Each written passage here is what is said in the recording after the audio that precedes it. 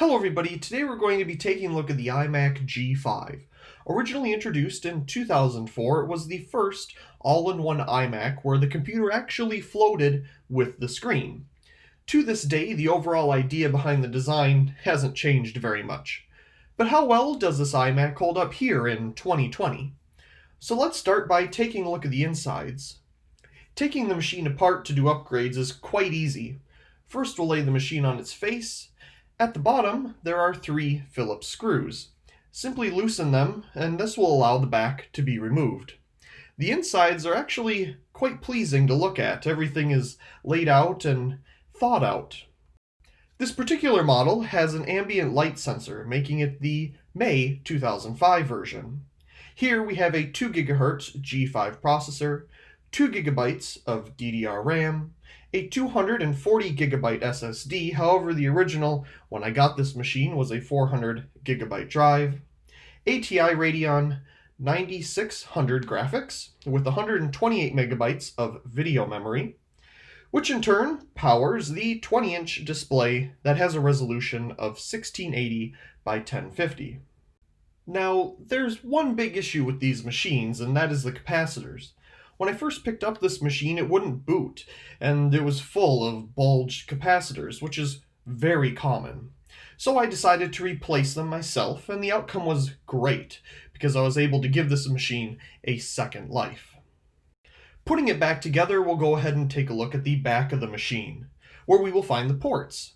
They're stacked on top of each other on the right-hand side if you were to reach your hand around. At the top there is an audio in and an audio out, mini VGA video out, 3 USB 2.0 ports, 2 FireWire 400, a modem, and gigabit Ethernet. Finally, at the bottom we have our power button. Underneath the stand there is a Kensington lock and the power socket. So let's go ahead and turn it on.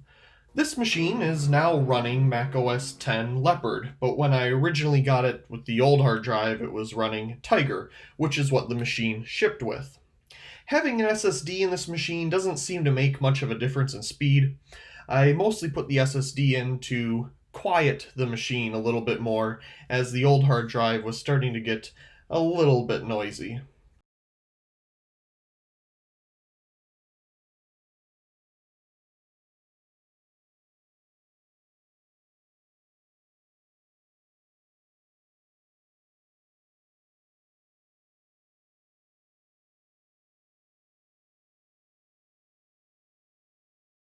So, with the machine booted up, the first thing on everybody's mind naturally is the internet. So let's go ahead and take a look at that. So the only somewhat up-to-date browser here that we can use is 10.4 Fox. The specific version is made for the G5 processor and works quite well on most websites. First we'll take a look at a basic website here, Lighting Gallery.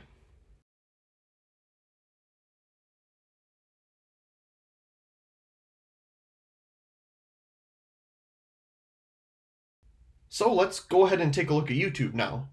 If you want to watch a video that is just a picture with audio, like a song and its album cover, well, you're in luck because it can at least do that.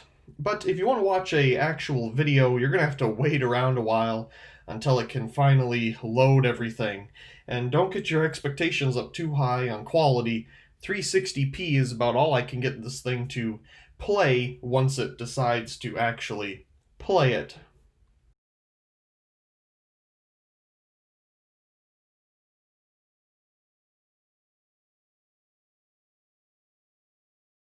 Of course, there's other things you can do on the internet. Google works absolutely fine, and so does Wikipedia.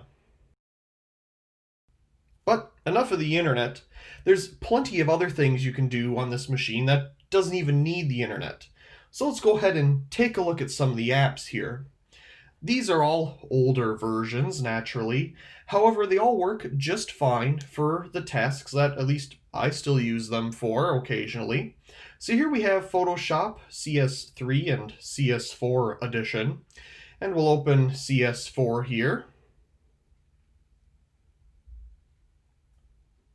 We'll go ahead and open a document as well.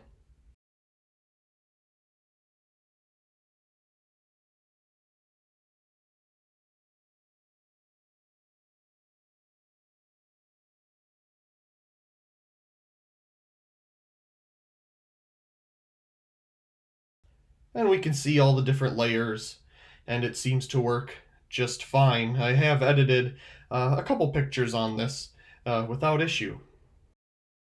We also, of course, have iLife applications such as iMovie, GarageBand, and so on. I've actually used iMovie once on this machine to edit a 360p video because I couldn't figure out how to do it on modern hardware, and I needed to edit this older quality video, so this worked just fine to do that, as long as you don't have high expectations for a quick export, because that's going to take a little while. Of course, you also have Microsoft Office 2008, which is the most up-to-date version that can be run on this machine. This can edit modern documents such as the docx that Microsoft added to their standard document format at some point in time. And that seems to work just fine too. Here we have a document and we can scroll through it without issue. Overall, if you're looking to run older applications and alike, the iMac G5 makes a great choice. I personally enjoy using the older applications, as you don't even need the modern day pay-per-month subscriptions that many of these applications now require. In the end, once again, I enjoy having this machine in my collection. I love the styling and the fact that I was able to bring it back to life. I really hope you enjoyed this video of the iMac G5 20-inch here in 2020. Also, please comment, rate, share, and subscribe. And thank you very much for watching.